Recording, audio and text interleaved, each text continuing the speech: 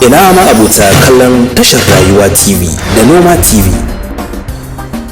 Ina 'yan kasuwanni da ƙungiyoyi masu zaman kansu, kana da kamfanoni. Kuna iya tallata hajar ku ko ɗaukar nauyin shirye-shiryenmu ko sanarwar bukukuwa a waɗannan tashoshi na Rayuwa TV da kuma Noma TV. Don ƙarin bayani sai ku tuntuɓi malami a lambobi kamar haka: 0800-5170-2797 ko 0800-9101-5985 ko kuma a tuntuɓi Musa da Abdulrashid a waɗannan lambobi 0800-3138-674 ko 0800-3587-1256 ko a ziyarci shafukanmu na sada zumunta da kuma yanar gizo har da shafin taswira na Instagram.